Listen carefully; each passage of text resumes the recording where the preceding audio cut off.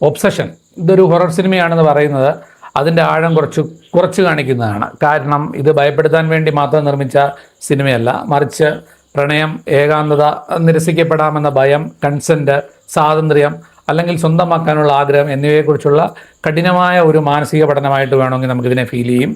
ഈ പ്രേക്ഷകരെ അസ്വസ്ഥമാക്കുന്ന ഒരു ട്രീറ്റിംഗാണ് ഈ സിനിമ ഫോളോ ചെയ്തിരിക്കുന്നത്. ഡയറക്ടർ കരി ബാക്കർ ഇപ്പം നായകനായ ബിയറിനെ എടുത്താൽ തന്നെ ഇഷ്ടപ്പെടുന്ന പെൺകുട്ടിയോട് പ്രണയം തുറന്നു പറയാനാവാത്ത കഥാപാത്രത്തിൽ നിന്ന് അതിനെ ഒരു ട്രാജിക് ഫിഗറാക്കി മാറ്റുന്നു എന്നുള്ളതാണ് ഈ സിനിമയുടെ ഏറ്റവും പോസിറ്റീവായിട്ടുള്ളൊരു വശം.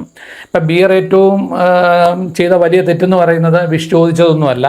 ആ വിഷ് യാഥാർത്ഥ്യമായപ്പോൾ യഥാർത്ഥ നിക്കിയെയും അല്ലെങ്കിൽ കൃത്രിമമായ ഉണ്ടാകുന്ന നിക്കിയെയും തമ്മിലുള്ള വ്യത്യാസം അംഗീകരിക്കാൻ തയ്യാറാകാത്തതാണ്.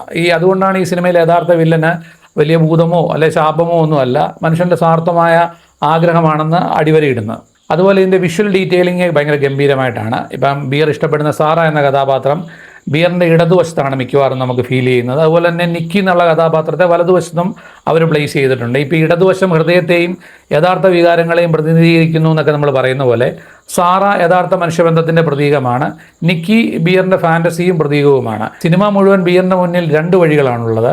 ഒരു വശത്ത് സ്വാഭാവികവും യാഥാർത്ഥ്യവുമായ സ്നേഹവും, മറുവശത്ത് അവൻ തന്നെ സൃഷ്ടിച്ച ഒബ്സഷൻ്റെ ലോകവും. ദൗർഭാഗ്യവശാൽ അവൻ ഓരോ തവണയും തെറ്റായ വഴിയാണ് തിരഞ്ഞെടുക്കുന്നത്.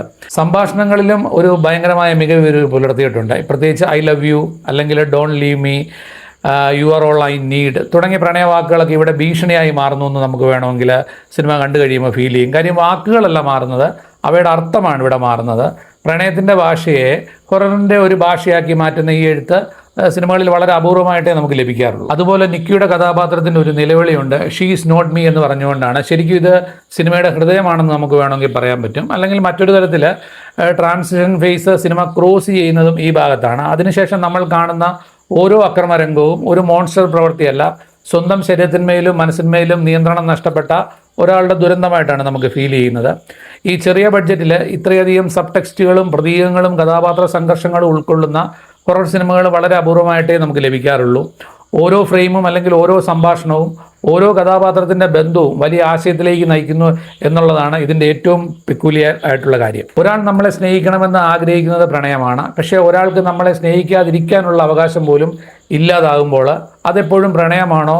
അതുകൊണ്ടാവും തീർച്ചയായിട്ടും ഒബ്സഷൻ ഹൊററിനപ്പുറം തലമുറയുടെ ഏകാന്തതയെയും പ്രണയത്തെക്കുറിച്ചുള്ള ദുഃഖകരവും ധീരവുമായ ട്രാജഡികളിൽ ഒന്നായി മാറുന്നത്. തീർച്ചയായിട്ടും തിയേറ്ററിൽ ആസ്വദിക്കാവുന്ന സിനിമയാണ്.